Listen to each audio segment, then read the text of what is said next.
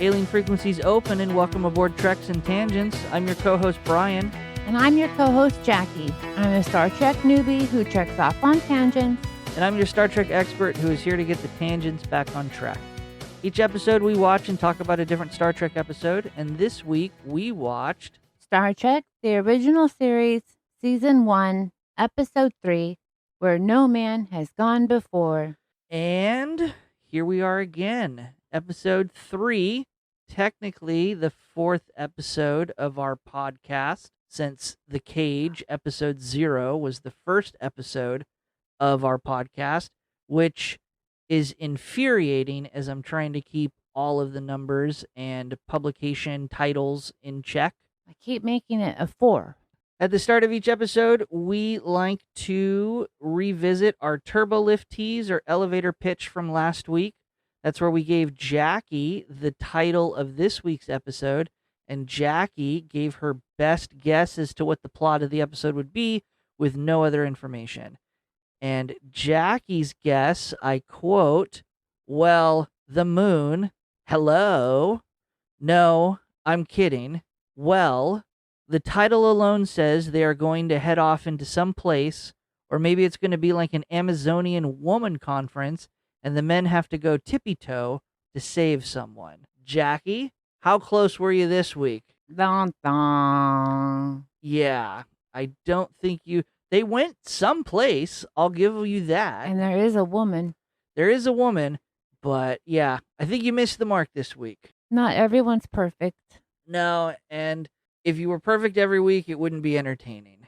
But what did you think of this week's episode, Jackie? I really liked it, actually, considering last week's bomb of an episode. Yeah? What did you like about it?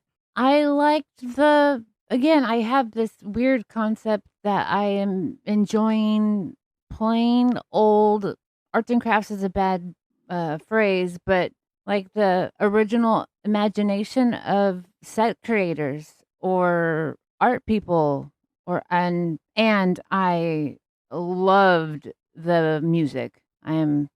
As a musician, this was my most favorite so far.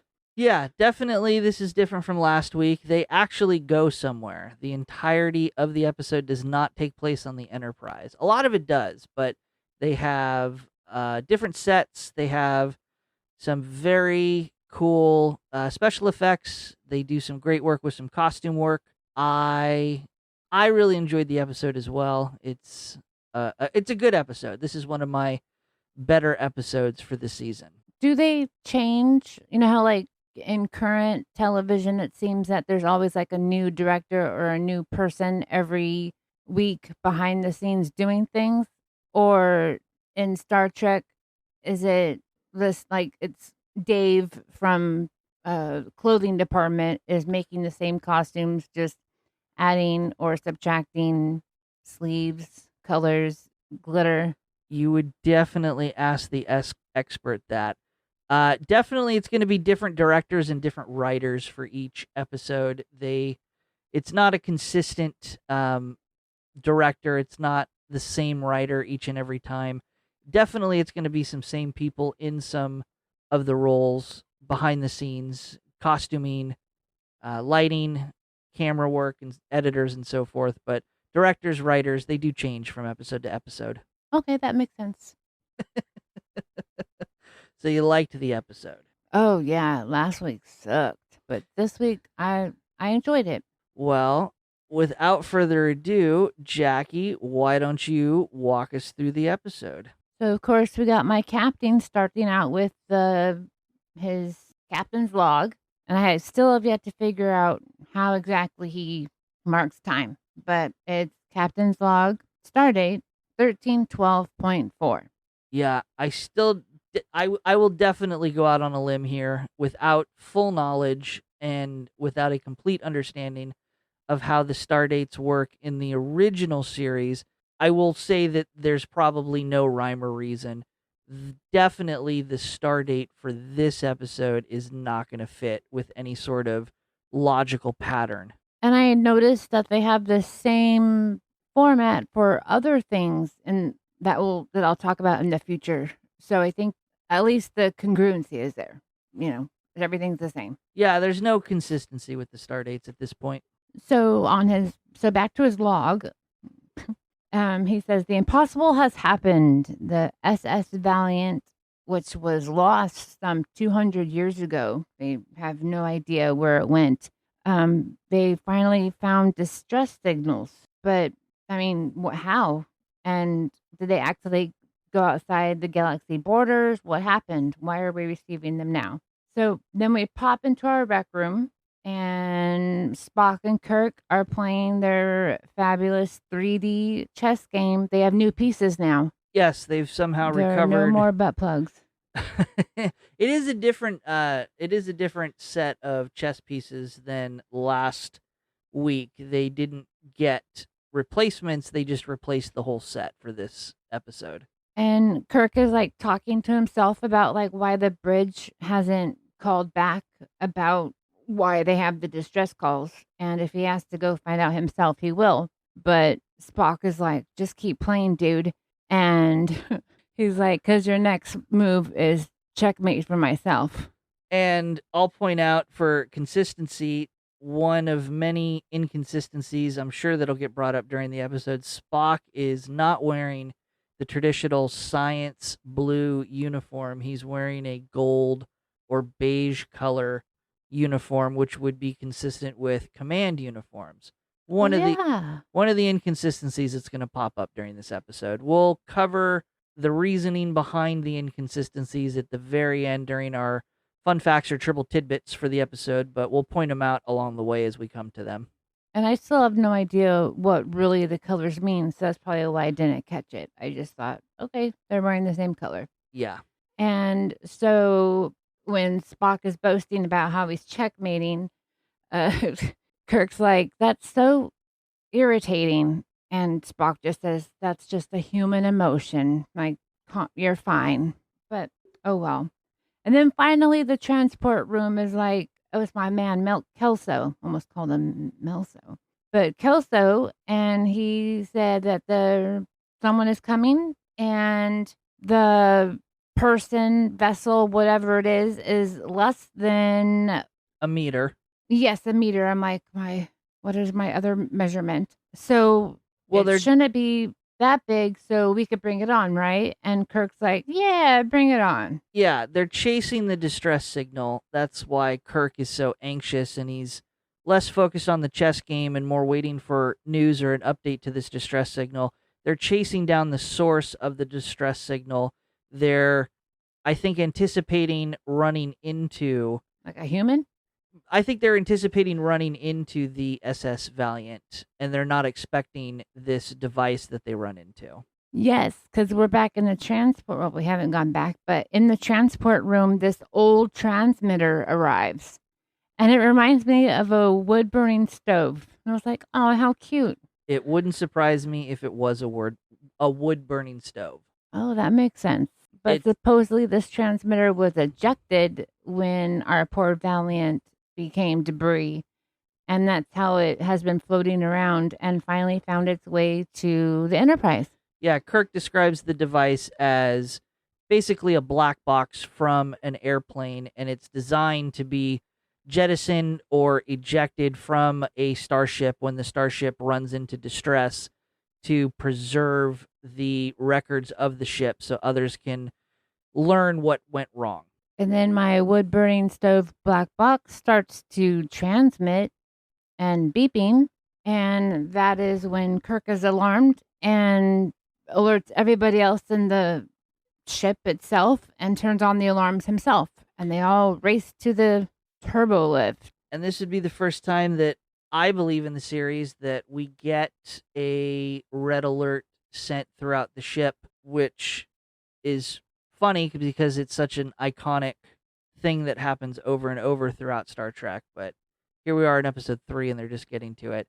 Also would like to point out, as a spoiler, the probe starting to transmit serves no purpose to the rest of the episode. Nothing ever comes of this thing transmitting, causing all this panic and for calling for red alert. And it shouldn't be a huge surprise to the Enterprise that this emergency probe is transmitting. that's literally the signal source that they were tracking that brought them to this. So again, no reason, no understanding of why, as far as the viewers, why this thing transmitting is such a problem. But again, just a little inconsistency. Well, it's so we can see all those long strides they take over to the turbo lift that I learned the proper phrase for an elevator. Yes, I guess this is reminiscent of the pilot episode of the Next Generation encounter at Farpoint, where we get the extremely long, drawn out sequence of watching the Enterprise separate into its two sections. But it's just a weird reason for this episode in this series to introduce this red alert and get this brief sequence. But I digress. Well, there's a lot of things that they don't explain overall that I've learned in the last 3 episodes. Right. So, and then we get the opening credits. that is so short. Yeah. It's like boop, boop, boop. Hi. Yeah. Again, an inconsistency we'll address. So we're over to our turbo lift, and Spock and Kirk are going down, but then our commander Mitchell leaps in. He's like, "You guys can't go down without me." Point of order, they're going up. Oh, see, I don't even know the whole ship thing. Yeah. Technically, the bridge is at the very top of the saucer section, so no matter what deck the transporter room is on, they would have to go up the turbo lift to get to the bridge. Oh, that makes sense. So Spock mentions that they're going to through this emergency, but Spock's like, "We were playing chess, and logically, I would have won because he would have played rook next." Right. This is also the scene where we're introduced to Mr. Mitchell, who is the navigator of the Enterprise. He would be called the ensign in other episodes, but he doesn't have the rank of ensign. Because they call him commander. Yeah, but his job is pilot. Oh, okay. Interesting. And then they get onto the bridge, though, and then Mitchell's tapping the shoulder of my man Kelso and moves him over and sits in the seat. Yeah. And he's explaining basically that Kelso that they received this destroyed recorder, and Spock is working on how to read its transmission, but he can't the first try. But then he's like, "I'll just download the black box part itself." Yeah, there's a weird inconsistency where Spock talks about he's trying to extract the data from the backup tapes, and the tapes are destroyed, so he's accessing the main database or mainframe, but then he refers back to the tapes that are destroyed. It's this also, in the same scene, we get this awkward ship-wide announcement that Kirk makes to the rest of the ship with the very cheesy echo sound effect as he's addressing the rest of the ship. His yeoman is also just hovering directly behind him over his shoulder, very awkwardly. He doesn't even get her name right. He calls her Jones, and she's like, "Smith." Right. Okay. Nice to meet you. Yeomans are disposable, except Yeoman Janice. Love her. She's not in the episode. I noticed. Rude. Neither is Uhura. Again, rude. Again, we'll address the inconsistencies at the end of the episode. So over that call, though, he asked for his department heads to come to the bridge. Does that not normally happen? I would say that it's very out of place for the captain of a starship to summon all of his department heads, quote unquote, to the bridge for an impromptu meeting. I would say that it's more consistent that he would have conferences with his department heads, but this would take place in a conference room like we see later in the episode. Okay, like a board. Yeah. Again, I think this is done for the benefit of the viewers to be introduced to some of these characters. Right, because we have astroscience, engineering, life science, who is no longer Dr. McCoy, but his name is Dr. Piper. Yes. Like, where did he go? And Dr. Piper then introduces a psychiatrist, Dr. Daner, who's also a blonde woman. Like, they only have blonde ladies on here because the yeoman's blonde. Yeah. And side note, the women are wearing pants. Yep. Hello. And they're navy. Yep. In an episode past, I mentioned that that episode itself was one of two times that you would see female crew members in the original series wearing traditional pants or trouser uniforms instead of skirts. This is going to be the second of two instances. Again, an inconsistency we'll cover at the end. Got it. And so, but she joined the trip at, she joined the ship at a colony, the Aldebaran. I know I butchered that. Close enough. But so it was recent though, so they don't really know who she is. But she seems to be fantastic at her job, super smart, and her main study in the psychiatry area is ESP. And Kirk is like, "What do you know about it?" And she goes on to talk about her marks in school. He's like, "No, no, no, no, no. What do you know about it?"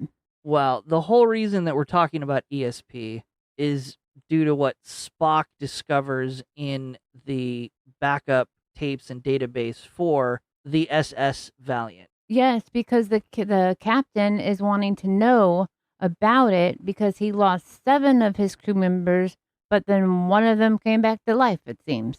Right. So specifically, there's this weird, awkward, I call it awkward.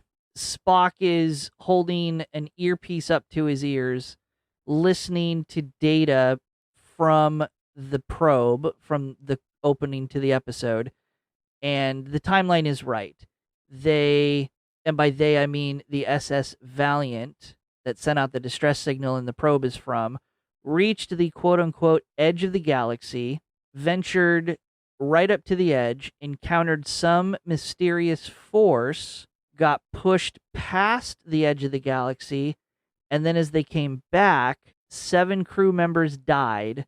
1 came back, and then the captain frantically searched the computer database of his own ship for any record of ESP, and then all hell seemed to break loose, and the captain ordered the self-destruct sequence for the SS Valiant. Which is really so sad, because, like, why would you destroy your own ship unless something bad had happened? Oh, we're going to find out. And this is also when I noticed that Smith leaves Kirk's side and goes to Mitchell's side, and they're like holding hands. Well, because skipping a step, everyone tries to figure out what is the next logical course of action. Kirk decides to continue to explore the mystery of the destruction of the SS Valiant.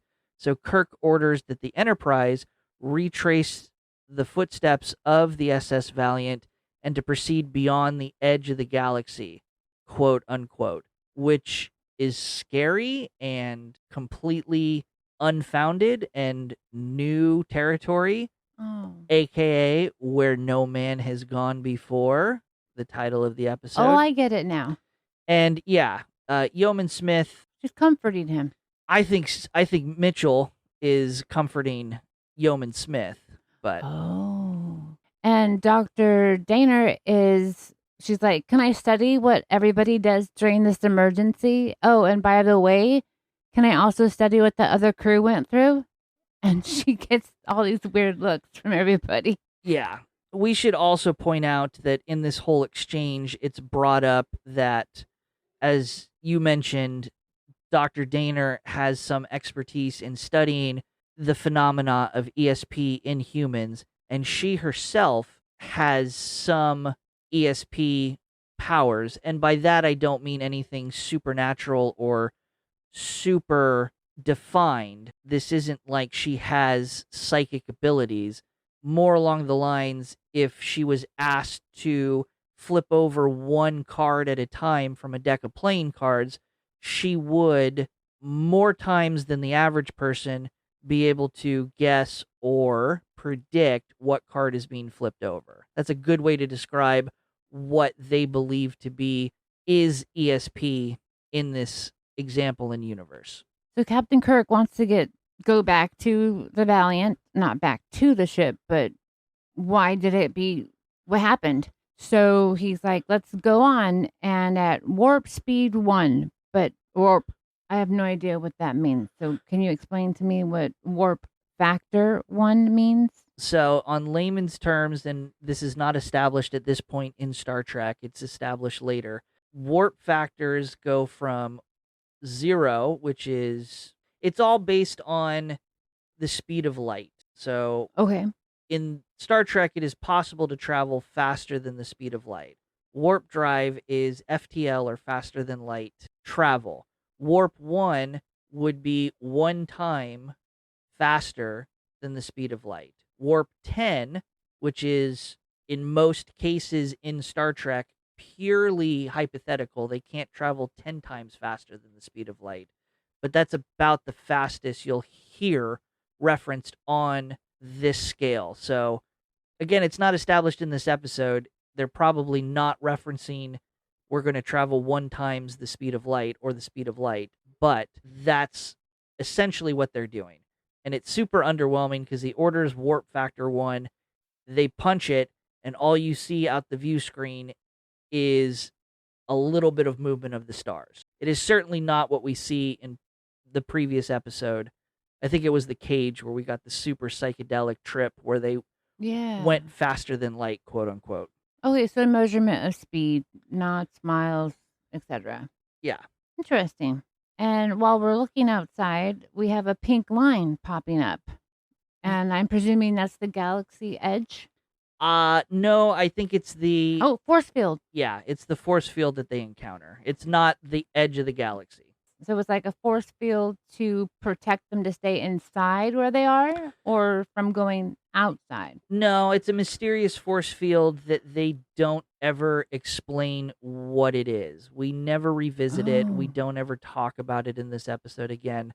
Based on what happens and other ideas, it's been theorized that the force field itself is some kind of manifestation of, this is going way far into Star Trek, manifestation of the Q entity, either their reality or perhaps what a dead Q manifests when they die. But that's a little weird because in theory the Q never die. I think it is some kind of manifestation of the Q based on what happens to Mitchell here shortly, but that's just me. I don't necessarily think it's a dead Q, or if it is an unrecorded instance of when the Q dies. And we do notice when they're showing the ship in the galaxy that there's a pink line around the planet that they go to, Delta Vega. Yeah, so that was interesting. I think that's an artistic decision. I don't think that has anything to do with this force field. I think it's just artistic choice. I do really enjoy the exterior shot of the Enterprise that we get as it ventures into the force field, or the Enterprise transitioning and flying into this giant purple force. Yeah. I think that's a really cool shot for television back in the mid-'60s. I thought that was just awesome. Me too. Almost as good as the music. And so the Kirk doesn't really know what to do. So he's like, turn on everything, the deflectors and the sensors. Let's just power through it. And then Spock is confused, it seems, because nothing is reading, but something is happening to the ship. Yes. They can't tell what is happening. All those special things that they have to tell them, in a perfect world, but everything should, quote unquote, be fine. Yeah. Otherwise. They're visually flying into something that exists, but they get no sensor readings. There's no mass, there's no quote unquote gravity, no magnetic field, no radiation readings, but something is there. And something absolutely starts to go haywire on the ship. Because all the panels are exploding. Mitchell is thrown out of his chair. He gets zapped. Yes. And Dr. Daner even is zapped a bit and falls. I didn't catch her zap, but she falls. I think it's less of a zap to Daner and a visually less intense. Which is why I missed it. It's visually less of an intense zap to Dr. Daner than it is to Mitchell, for sure. Mitchell is thrown out of his chair. He's knocked around hard. Daner has just kind of a fainting episode. Right. And Kirk's like, I'll save the day and go to Mitchell's chair. And Spock just pushes him out of the way because he doesn't want the same thing to happen, I'm presuming. Yeah. And so he continues, manning the fort, I guess, the chair. And finally, when they're through, sadly, 9 people have died. Yeah. Kind of. First, they don't make it through the force field. They turn around and they pull themselves back out of the force field, back into the galaxy. Because if they went through the force field, they would have to return back through the force field. Oh, I get it. So, see, I don't know these things. I'm so glad I have you. That's the point of the podcast. But also, yeah, kind of a flippant decision of the captain to just power through a situation that obviously caused something bad to happen to the SS Valiant. Little weird that Kirk would be like, fuck it, let's try it. Well, 200 years later, he assumes he has better technology. Sure. Or he's just got a terrible ego, which makes sense for Shatner, but that's beside the point. But yeah, 9 are dead from his flippant decision. I mean, it could have been 11, but thankfully Mitchell and Dr. Daner are okay. But Mitchell has glassy marble eyes now. Yeah, very metallic, white glowing eyes. And he did have marks on his forehead, but in the next scene, they're gone. So I'm presuming that's where he hit his head. Poor guy. And then we have an amendment or an addition to our captain's log, and it's 1312.9. And Kirk talks about the ship condition on impulse engines only. The power is out. He can't warp. They used to be days away from any kind of Earth base. I'm presuming that's like a little station that they can go to. Yeah. But now they're years away. Yeah. He says years. It would be closer to tens of thousands of years because, again, the Enterprise has now lost the ability to travel faster than light. So picture how far things are in space. If you can't travel faster than light, you're stuck with just traveling the speed of light, and you're trying to make it back across a galaxy.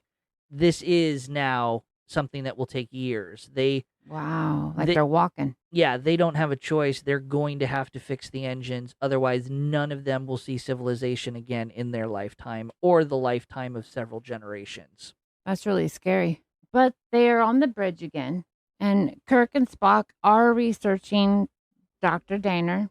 Like, she's so fantastic, but why is she fantastic? And that's when we learn about all those high scores. We learn that her parents had ESP.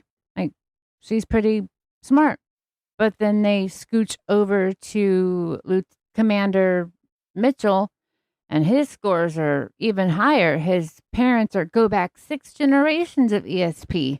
Yeah. And it's wild. And the specific notes that they pull up show that Daner has quote-unquote above average ESP ratings and skills, but Mitchell's ratings are exceptional, described as exceptional, to give the implication that Mitchell has more quote-unquote ESP levels than Dr. Daner. And it's like he keeps it to himself, or maybe we never really know, well, before, everything happens.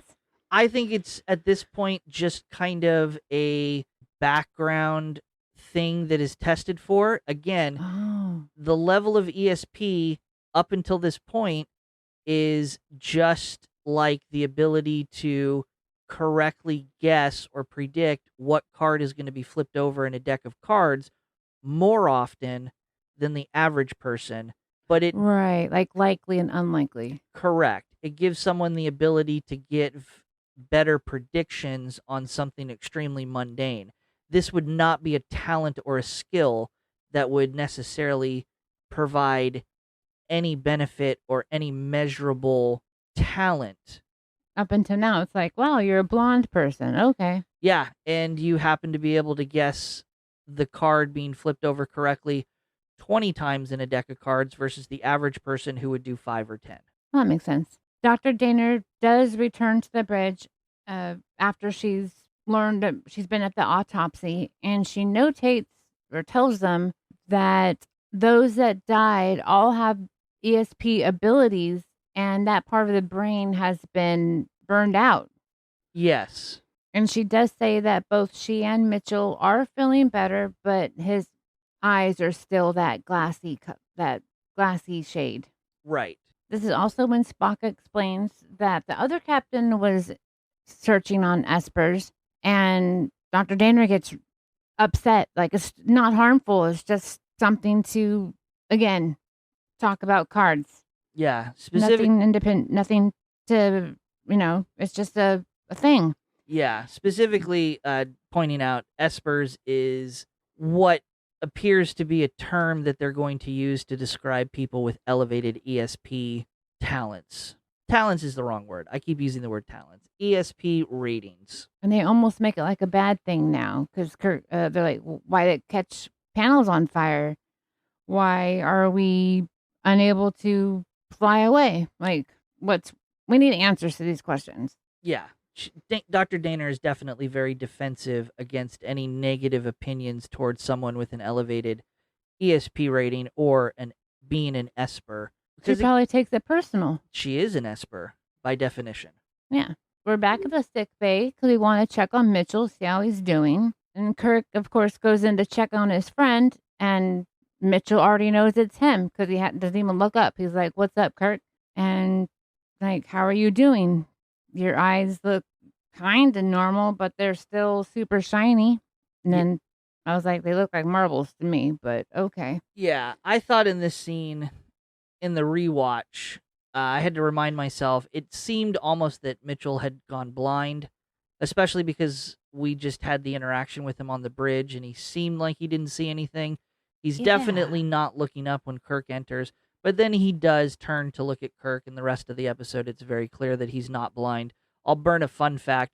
Part of the reason why some of the way that the actor who plays Mitchell holds his head has to do with the contact lenses that he's wearing for that eye effect. He had a hard time seeing through the contact lenses. He had to lower his head and kind of look out the top of his eyes to be able to see anything. So a lot of the times as you're watching the episode, he's lowering his head and he's looking out the top of his eyes like someone who's trying to look over the top of their glasses. That's him trying to look past the contacts. And near the end, he's kind of looking up to look down. Yeah. Oh, I thought that was just part of him being his character. It played off very well. He did a great job. And I mean, and at the beginning, he was nice and knew that Kirk was the captain. But during this time, I can see a change, though, because he jokes about when they were in the academy, Kirk was a teacher, I'm presuming? Yes, Kirk had a time at the academy where he was an instructor. I think it was less of an instructor and more of Kirk attending graduate programs and courses at the academy while teaching undergraduate courses. I'd have to go back and look. Okay, because he's like joking about manipulating him and throwing this lady at him. And Kirk's like, "Dude, I was about to marry her." And Mitchell just starts laughing. Yeah, this is fleshed out in other stories of Star Trek and novels and comic books, but Mitchell, in order to get ahead in Kirk's class that he was teaching, found a lab technician and kind of played wingman without Kirk knowing and kind of tried to set the two of them up as a way, I guess, to distract Kirk from performing his teaching duties and making it easier to pass his class. Yeah. And he even talks about he better be good to him, but half of that is this mean sounding echo voice, and he's turns a boyish grin and ends it with to him, haha, just playing with you. Yeah. And then after Kirk leaves, though, we see his monitor beeping faster, and he's just scrolling through that book he was reading, like super, super fast.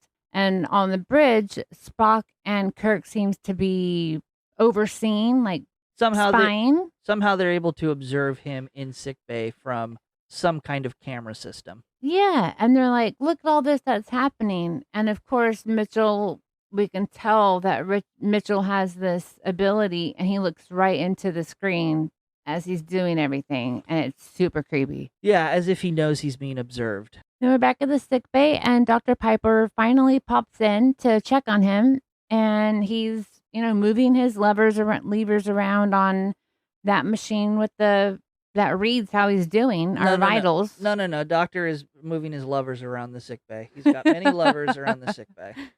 Well, he is a nice man. And then he's like, well, I'm glad you're doing well. And so he leaves.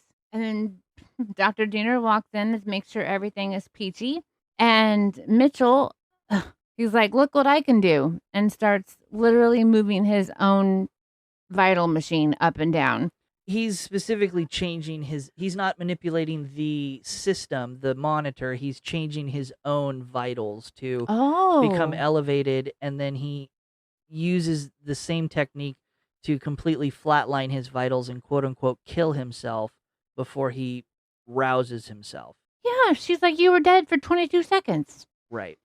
And then they discuss like his retention as she tests him. Like, this is tell me what happens on page 222. And he's like, it was written by this tabloid on Planet in 1996. And he finds it amusing that she chose a love sonnet. Like, why does that have anything to do with it? It's kind of harassment. Yeah, it's definitely a weird little scene where Mitchell pulls Denner close after she tests his reading with this love sonnet that she chose at random. It's kind of hard to read Denner in her response to this. Mitchell is definitely trying to come on to Denner, and she's not really pulling away. She's kind of seems to be scared, but not really. Again, it's hard to read. I think this is when he finds out that she too will have glassy eyes soon. As we learn, yes, that could be. So they're like, canoodling. But Kelso interrupts him on the coffee break, trying to, check on his friend.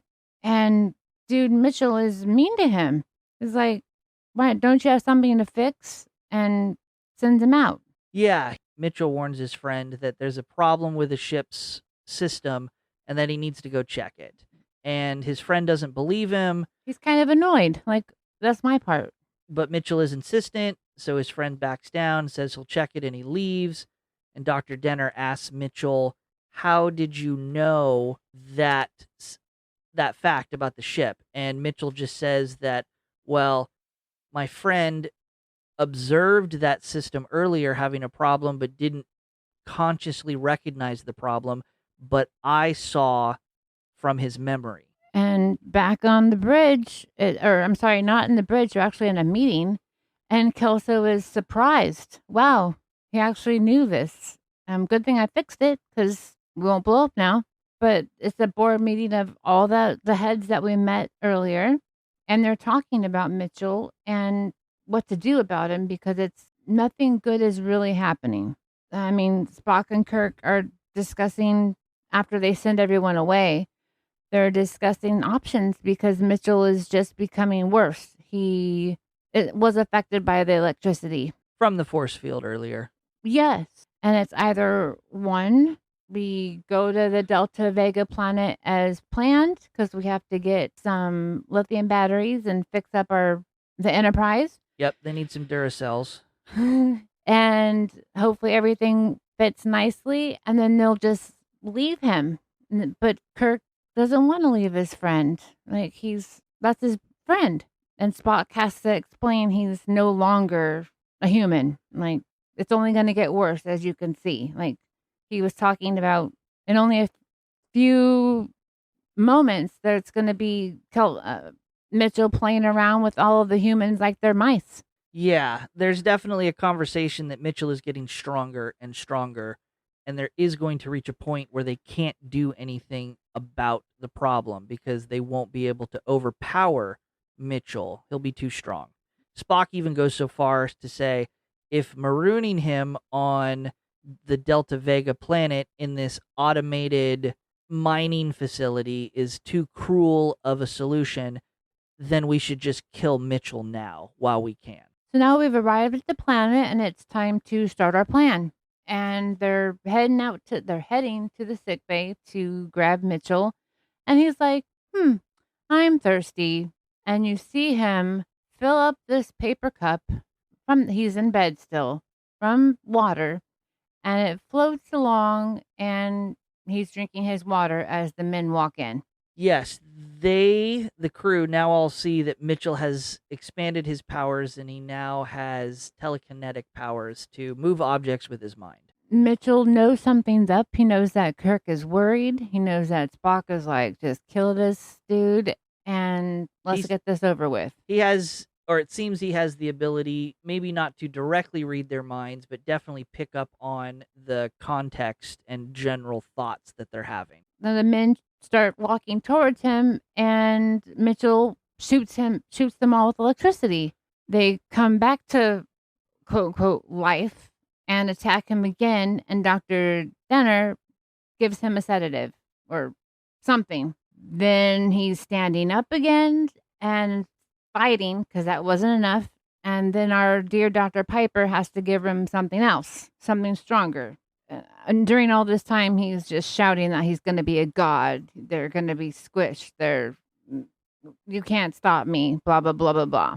Definitely revealing his inner thoughts and true emotions. No longer our dear friend Mitchell. No. Then we're at the transport room. They beam down to the planet Delta Vega. As they're getting back to human form, Kirk conforms with Kelso about the plan. Like, can their plan work? Kirk asks about the fail-safe plan that he's already devised with him, about the little kill switch, and they begin a new project. Yeah, specifically Kirk asks if the mining facility can be rigged to blow as a backup failsafe to kill Mitchell. But yes, they begin the project of taking the systems from the mining facility to convert and incorporate into the Enterprise to fix their warp engines so they can get back to civilization. But they make the mistake of saying all of this in front of, I'm saying, of faking Mitchell that he's subdued in front of this cell like room as they push him in because he can hear everything.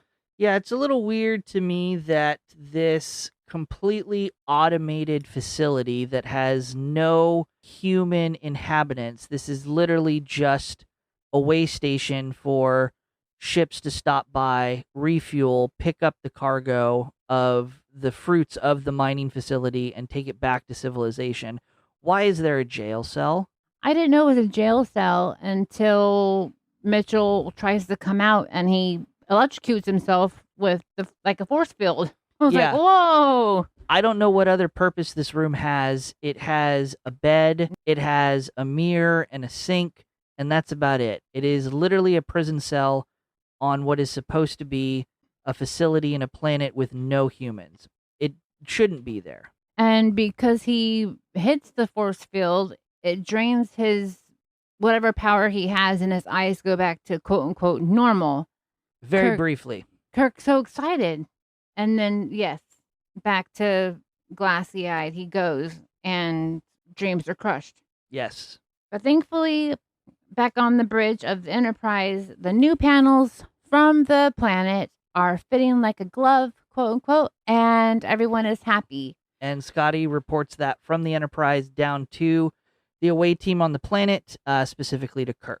They also all point out Scotty asks if Spock received the laser rifle that he requested, and Kirk originally says no, and then Spock walks around the corner holding this giant laser rifle, and Kirk goes, wait, I guess he did, because, again, Spock does not trust Mitchell. Spock, I believe, would have been perfectly happy and wanted to kill Mitchell on the Enterprise and not deal with any other plan. Agreed, because he's logical, not emotional. Correct. So they're back at his cell, and Dr. Denham is just staring at him. And she's like, this has been like for hours. And Kirk tells Spock to just gather Dr. Piper and Kelso in the control room, and let's get ready to get out of here. Like, we have a plan set. Let's go. Dr. Denner says she's going to stay with Mitchell. She doesn't care what everybody else is doing. In the planet control room, Kelso is saying, I'll shoot back to go normal. All is great. Let's go back going. And while he's talking, though, he doesn't realize that there is an electrical cord rising up behind him and get ready to strangle him. And he is killed. He is choked out, and we learn in another scene or two that he is dead. And then we jump back to Dr. Denner and Kirk and Spock, and they're all arguing because, as you mentioned, Denner wants to stay with Mitchell. And in and amongst all of that fighting, Mitchell's attention comes back to the argument after killing the other crewman with the wire. And Mitchell says, "It's all over. You should have killed me while you had the chance." And he zaps Kirk and Spock unconscious. And Dr. Denner and he almost walk hand in hand into his own cell and look at each other in the mirror, look at themselves in the mirror. And that's when we see Dr. Denner's eyes turn into that marble glassy shape color. Dr. Piper finally comes down and he finds that Kirk and Spock are knocked out unconscious. He gives a pill to Kirk, and Kirk's like, "Don't give Spock this pill until I'm gone," as he takes the phaser from him. Yeah. What is this pill? I have no idea. It's the first time I've seen anyone eat a smelling salt. I have no idea what Doctor gives Kirk in this moment, but at least it wasn't a giant piece of green candy. It probably was candy at this point. But yeah, Kirk briefly outlines the plan that he's going to go after Dr. Mitchell and Dr. Mitchell and Dr. Denner, because at this point they were unconscious. They didn't see that Dr. Denner had transformed to be like Mitchell. Oh, so she's a hostage. Yes. And so, but they know that she's sympathetic toward Mitchell. She wanted to stay. So not entirely convinced that she's been kidnapped, just going along with him. Anyways, Kirk says he's going to go after them. He tells the doctor, Piper, "Go ahead and bring Spock around after I leave. You all get back to the Enterprise. If you don't hear from me in 12 hours, rush back to civilization with the fixed ship, come back, and then bombard this planet with radiation so that Mitchell cannot cause any further harm." Dr. Denner and Gary are walking outside of his cell, outside of the buildings. They're out in the open, and Dr. Denner's like, "No one can live here." And Gary's like, "Haha." Specifically for clarification, Gary is Mitchell. My apologies. Yes, Mitchell, and he, thinks he's a god, and he creates this beautiful oasis, and it really is gorgeous. And she's like, "Well, what about food?" And I think it's ironic that he makes an apple tree. They're alien apples, but he calls them an apple of some variety. And he did like it from that planet that he went, but I, say apple because it's, Adam and Eve. They're all by themselves on this planet, all alone. And then so he's like, "I also can see a foolish man wandering around." And he calls that to Kirk. Yeah, he senses Kirk as Kirk is trying to catch up to them. And Mitchell sends Dr. Denner out to talk to Kirk so that she could see that he, as well as other humans, are lower life forms. They're unneeded. Like, why need them? So let's get rid of them. And Kirk is like, no. You still have humanity in you. So it's frail, beautiful parts of it. Parts that we also want to keep hidden. So don't, fight it. Be a human for a little bit longer. Well, he's trying to point out to Dr. Denner that while Mitchell has all of these powers and is proclaiming himself as a god, he still is in a human body. And so Mitchell is vulnerable to all the frailties of being human. Physically, he is weak, and he has primal instincts that are obviously showing themselves in his interactions with others. And so he's trying to reason with Denner to say he's not really a god. He's not perfect. He is an imperfect being that has been granted all of these powers, and he is unpredictable. You don't know what he's going to do next. You don't know that he's going to share his god throne with you. He says that you're equal until it fits his own agenda to get rid of you. I'm glad you got all of that, because I didn't. That's why I'm here. And so, of course, Mitchell arrives. He's like, of course, can't send this chick to do a man's job, God's job. and he stands there, but Kirk tries to shoot him with this phaser gun, and literally no effect. But Mitchell's like, well, it was nice knowing you. Now it's time for you to die. But first, you have to pray to me as your god. Right. Specifically in this order of sequence, he uses his powers. Mitchell, starts to shake loose this boulder, implying that he's going to crush Kirk with this boulder. But then he starts toying with Kirk and playing with Kirk. He uses his abilities and powers to make an open grave appear next to them. Fancy headstone. He creates the headstone that has Kirk's name. He then forcibly makes Kirk kneel in front of him to pray as if he is a god, all of which is the tipping point for Dr. Denner to show that all of the things Kirk has been saying, even up to this point, as he's being forced to pray, Kirk is begging with Dr. Denner, look, this is what he is. He is not good. He needs to be stopped. And there's only going to be jealousy, and only one god can become of it. And so Dr. Denner uses her own powers and shoots Mitchell, which does make him less powerful, and he and Kirk are fighting now. Specifically, also, as Dr. Denner uses her abilities to attack Mitchell, Mitchell fights back and uses his abilities to attack Dr. Denner. Yes. And they have a back and forth. That is what drains Mitchell, I believe, is fighting off Denner's attack. Oh, like in the force field. Yes. And she just stays laid on the ground as the boys are fighting. And then finally, Kirk gets him, and he uses that grave of his, and he gets him on the ground inside the grave and shoots, because that's when we use our human mind, and he shoots those rocks that he was toying with, Mitchell, and kills Mitchell with the rock and like lays it over. Again, I want to go to that biblical reference. There's like a giant tomb coverage, a giant rock. Capstone. Yeah. Burying his friend / God, Mitchell. Yep. And kills Mitchell. Yes, kills Mitchell. And then that's when he runs over to Dr. Denner. Maybe he could save her, but no, her powers are gone and she succumbs to her injuries. And she does say that he will never know how close it was to becoming a god. Like, even she was enticed. Yeah. Finally, back on the Enterprise, Kirk does mention that we're adding 2 more casualties, both Dr. Denner and Commander Mitchell, and that they died during duty. He didn't want them to be dead disgraced because it wasn't their fault. Right. And then Spock does admit that he did have, he was developing, nice feelings for Mitchell. I don't know that they were nice feelings. Spock expresses that he has empathy for Mitchell's situation. And then there is hope for Spock after all. According to Kirk. And roll credits. So, Jackie, what did you think about Season 1, Episode 3, Where No Man Has Gone Before?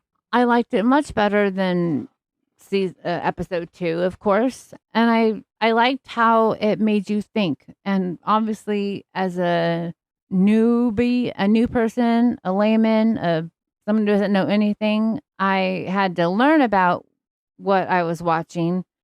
But it makes me want to. I'm looking forward to the next episode. Yeah, I like this episode a lot. I really like the thought experiment, diving into the Star Trek lore. This idea of what is the actual cause for Mitchell and Dr. Denner's transformation, and the transformation of supposedly the crew member on the SS Valiant. Again, I mentioned that it might be the spirit of a Q entering Mitchell or Dr. Denner.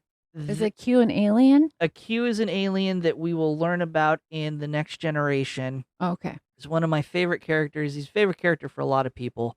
He's one of the more interesting characters in all of Star Trek, I believe. And he's recurring, and he has lots of cameos. And he's just an all-around fun character. But again, Q can't die. None of the Q are supposed to be able to die. That's actually a plot line of one of the episodes later on in Star Trek, is what happens when Q dies, because they are not supposed to die. Well, they become a pink force field. In theory, I guess it's on, according to, if you try to force this story into the rest of Star Trek, this takes place at the edge of the galaxy.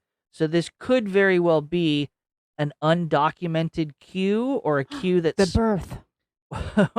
and is split off from the Q continuum and is dead, and their death creates this force field anomaly that infects people with high ESP ratings that come in contact with it.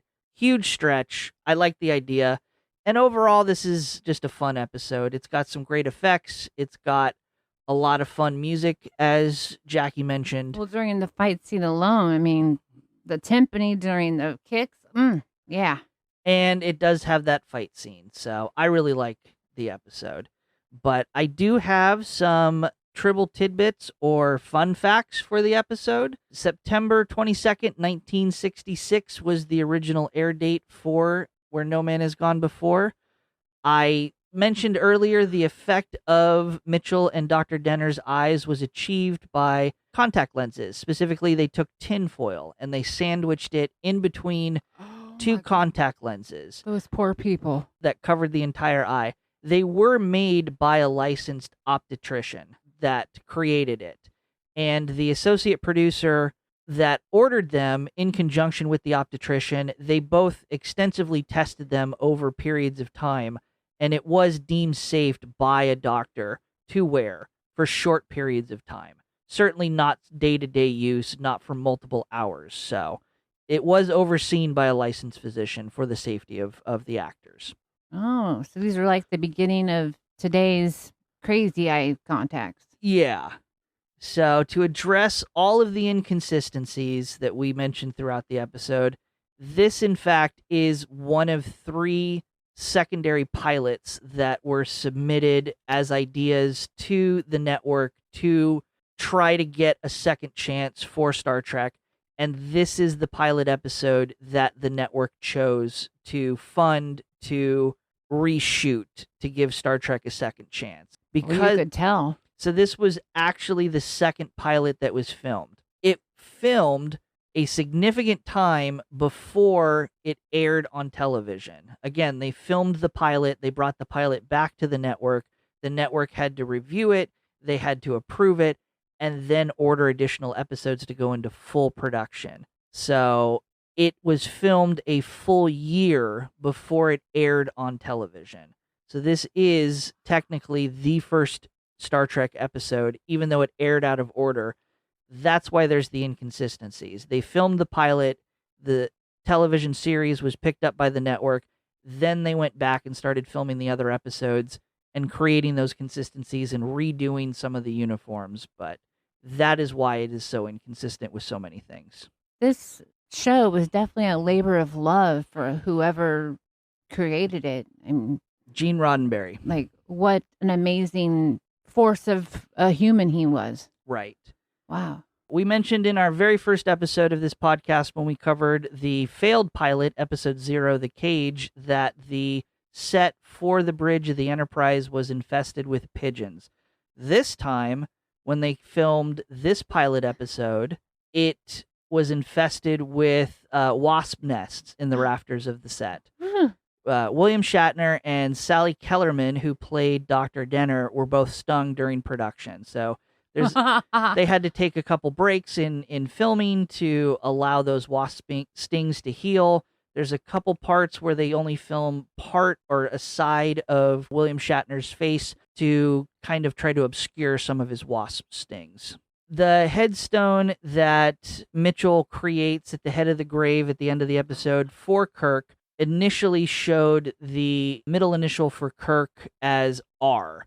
Later in Star Trek, this would change to the letter T. His official name, middle name, is Tiberius. Again, the pilot episode. It's another inconsistency that changed when the series was picked up. The phaser rifle that we see requested by Spock and later used by Captain Kirk later sold at auction for $615,000. This episode boasts a body count of 12.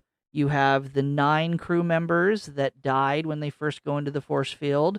You have the crewman that is choked to death by the power cable on the planet. Rip Kelso. And then you have Mitchell and Dr. Denner. So this is the highest body count so far in Star Trek for Enterprise crew members.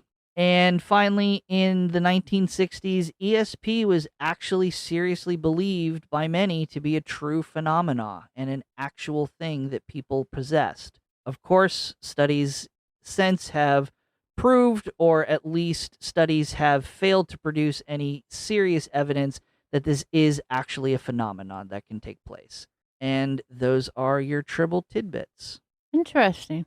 And to round out the episode this week, we will give this episode our ranking. We rank each episode based on our own unique system, where we have our fictitious starship that represents this season of Star Trek, and each episode gets assigned a literal rank that represents a member of the crew. A higher ranked episode means that not only we found it more entertaining and we liked it, but it's more of an important member of our starship for the season. A lower ranked episode means we didn't like the episode so much, but also it's a more disposable episode for our starship. We have 5 ranks: Captain, Commander, Lieutenant Commander, Lieutenant, and Lieutenant Junior grade, representing roughly a scale of 1 to 10. We also have a top rank of Admiral, which is a 10 plus out of 10, the perfect episode, a keystone episode. And then we have our fun rank of Ensign, which is 0 out of 10. It is a terrible like Charlie episode. X.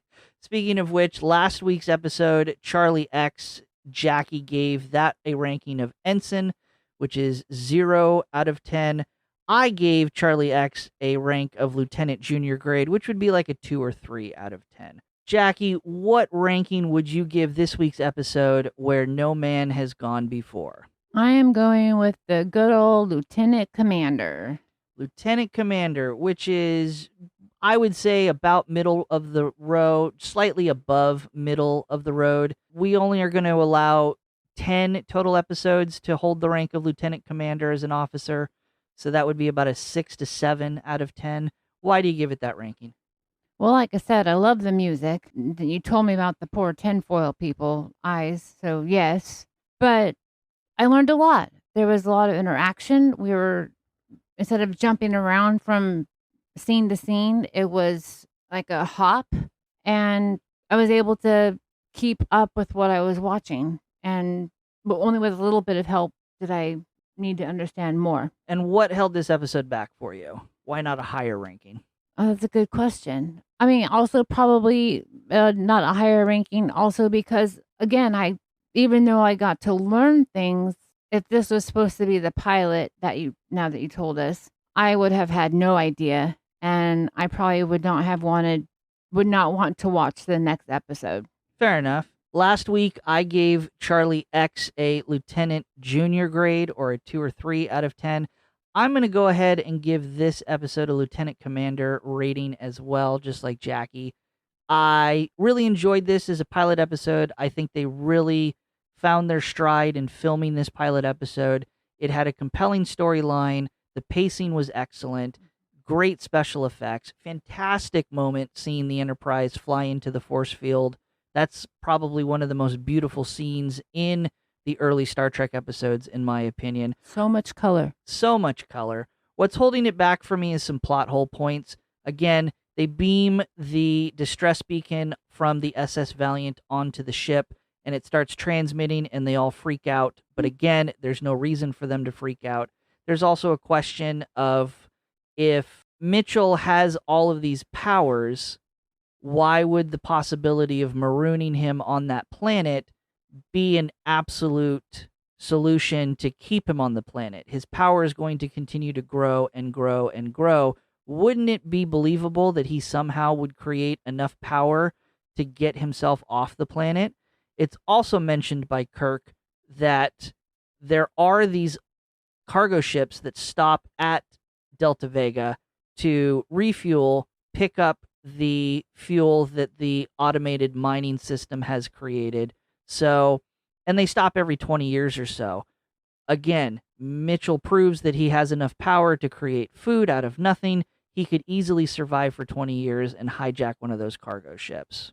And of course, the biggest plot hole point for me was never coming back to try to give any explanation to what the force field is at the edge of the galaxy that creates this whole phenomena to begin with. Is it a dead Q? Is it something else? We don't know. We never find out. So I think there was some room to expand on it. But again, I understand it's a pilot. I just think that those plot holes hold the episode back from ranking higher for me. So again, just like Jaci, Lieutenant Commander is going to be my rank, a 6 or a 7 out of 10. Looking at IMDb, as of this recording, it is 7.7 out of 10. We'll be back next week to trek through another episode, but before we go, we're going to give our turbolift tease or elevator pitch to next week's episode. I'm going to give Jaci the title of next week's episode, and Jaci, with no other information and never seeing the episode before, is going to give her brief pitch or guess to the plot. I may have spoke too soon. Jaci, next week's episode is entitled The Naked Time. Time as in THYME or time? As in what you think it is, TIME. The Naked Time. Keep in mind, we're not trying to get canceled. I'm going to say that the naked time is literally time, like the passing of it. It's A to Z to, biological clock, naked time. All right. And we'll see next week how close or accurate you are with your guess. These titles are weird. Yeah. If you want more show information, you can find and directly support our podcast on Patreon at patreon.com/treks and tangents. You can also follow us on X at Treks_tangents. We're also on Instagram and Blue Sky at Treks and Tangents. Jaci, where can people find you and what you're up to? Well, I'm very excited. I am revamping or upping my Glitter Pity Designs Instagram.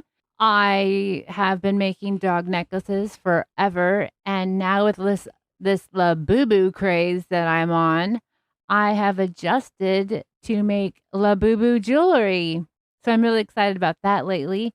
And of course, I have my normal, just the regular old Jaboom, where I have my music, weight loss, clothes, how to dress for that size, makeup, everything.